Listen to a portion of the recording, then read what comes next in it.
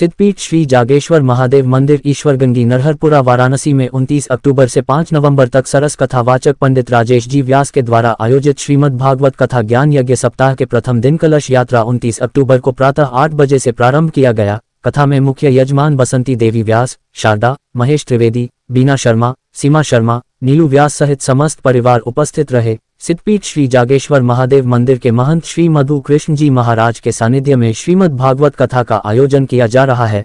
कथा के 5वें दिन सोमवार को रुक्मणी विवाह धूमधाम से किया गया, जिसमें काफी संख्या में भक्तगण शामिल हुए। सभी भक्तों ने रुक्मणी का किया कन्यादान और दिया आशीर्वाद, जिसमें शांभवी त्रिवेदी बनी रुक्मणी और कृतिका केशरी बनी श्री कृष्ण। दोनों की छवि बहुत ही मनमोहक थी, जैसे मानो साक्षात श्री कृष्ण और रुक्मणी के दर्शन हो रहे थे। मनमोहक छवि को देखकर कथा में आए भक्त भाव विभोर हो गए और आंखें छलक आई।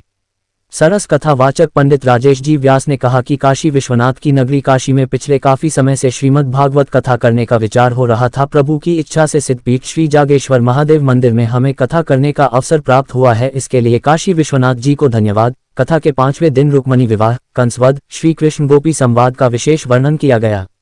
यजमान शारदा त्रिवेदी ने बताया कि 5 नवंबर को कथा समापन के उपरांत पूर्णाहुति एवं महाप्रसाद भंडारा का आयोजन किया जाएगा, जिसमें 108 दंडी स्वामियों और काशी के सभी संतों का भंडारे में होगा आगमन।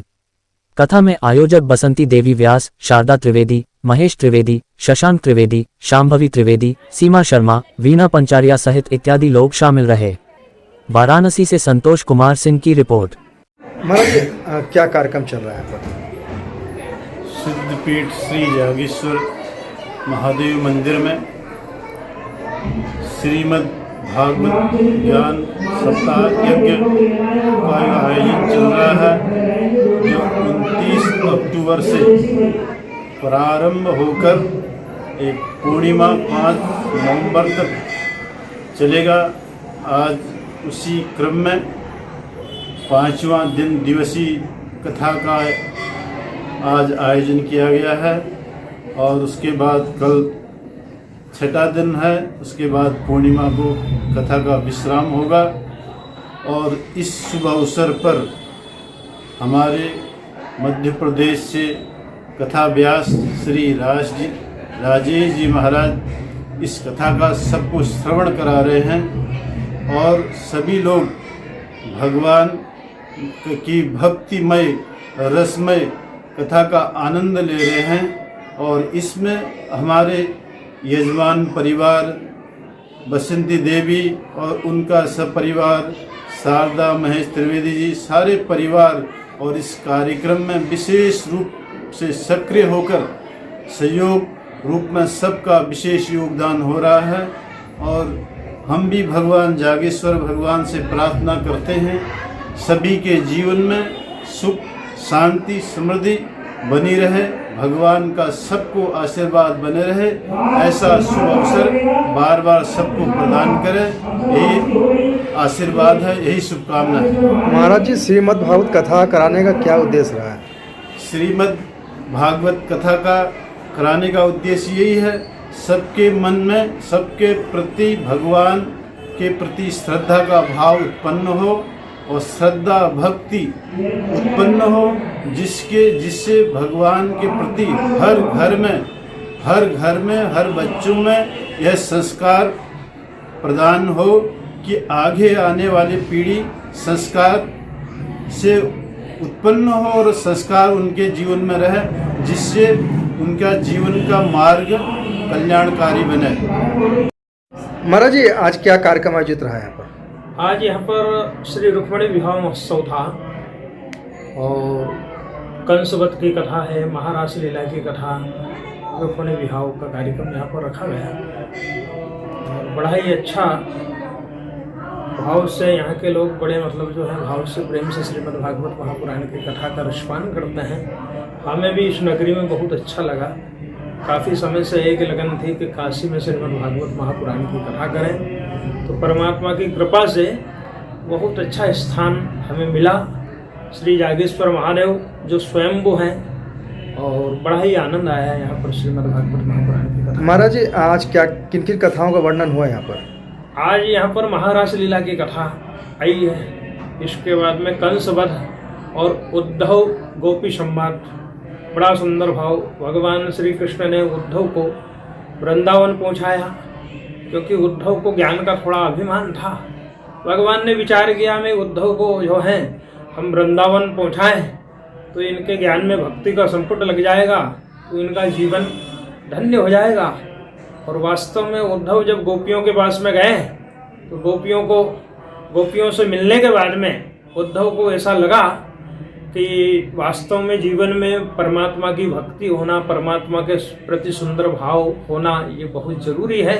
और उद्धव के अंदर भी भक्ति जागृत हुई, सुंदर भाव जागृत हुआ। महाराज जी, काशी के भक्तों को क्या संदेश देंगे आज के दिन? काशी के भक्तों का तो क्या कहना है, यहाँ पर तो बड़े भाग्यशाली लोग हैं, क्योंकि लोग विचार करते हैं। हमारे अंदर भी काफ़ी समय से एक ही लगन थी कि श्रीमद् भागवत महापुराण की कथा श्री काशी नगरी में हो, तो जाकर के अवयोग बने हैं।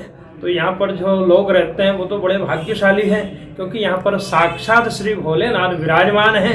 यहाँ पर श्री काल भैरव महाराज जी विराजमान हैं, यहाँ पर श्री जागेश्वर महादेव जी विराजमान हैं, यहाँ श्री संकट मोचन श्री हनुमान जी महाराज हैं, यहाँ पर स्वयं तुलसीदास जी महाराज ने श्री रामचरितमानस को लिखा है, और भी श्री महामृत्युंजय मंदिर है। यहाँ तो क्या कहते हैं, क्योंकि राजा हरिश्चंद्र का भी प्रसंग जैसे आता है, राजा हरिश्चंद्र की सुन लो कहानी, काशी में बिके तीनों जाकर के प्राणी, है ना। तो ये नगरी तो मुक्ति की नगरी है। ये तो कारण यहाँ तो ये संदेशा है कि यहाँ पर जो भी भक्त लोग आते हैं उनको कायदे से गंगा जी का जल साथ में लेकर के नहीं जाना चाहिए, यहाँ की मिट्टी भी लेकर के नहीं जाना चाहिए, क्योंकि यहाँ पर ये मुक्ति नगरी है।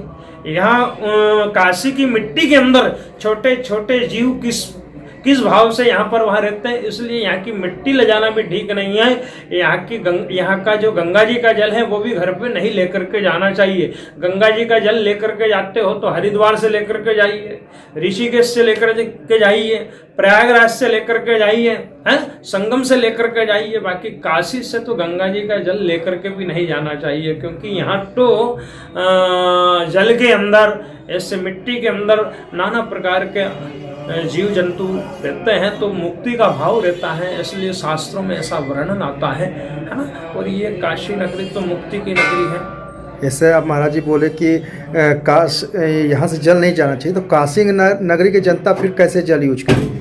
नहीं, काशी का जल बाहर नहीं जाना चाहिए। जैसे लोग वो लेकर के जाते हैं ना, पूजन के लिए लेकर के ऐसे लेकर के जाते हैं, क्योंकि यहाँ का जल तो ऐसा दूसरी जगह का जल आप लेकर के जा सकते हो। बाकी काशी का जो जल है मेरे हिसाब से अंदर का भाव है, यहाँ की मिट्टी, क्योंकि उसमें जीव जो है यहाँ मुक्ति के लिए, इसलिए आप दूसरी जगह का जल लेकर के जाइए गंगा जी का। बाकी काशी नगरी का जल का ऐश बता दीजिए। मैं शारदा त्रिवेदी, लोक जनशक्ति पार्टी मंडल अध्यक्ष। आज श्रीमद् भागवत कथा का कौमा दिन है, ये जो कार्यक्रम चल रहा है श्रीमद् भागवत कथा चल रहा है, आज कितना दिन है, कितना दिन बीता है? आज 5वां दिन है। श्रीमद् गोपाष्टमी से ये शुरू हुई थी कथा, और आज 5वां दिन है। आज रुक्मणी विवाह हुआ है यहाँ पे, और कल जो है सुदामा चरित्र होगा, और 5 तारीख को पूर्णाहुति होगी। और बनारस के सारे संत महात्मा ऋषि मुनि सब आएंगे, दंडी स्वामी लोग आएंगे, जिनका भव्य भंडारा होगा, सबका आशीर्वाद हम सबको मिलेगा, और सारी जनता जनार्दन भी आएंगे, और सबका भंडारा है। और हम काशीवासियों से कहना चाहेंगे कि सभी आए, महायज्ञ में शामिल हो, और बाबा जागेश्वर महादेव के दर्शन करें और प्रसाद का आनंद लें।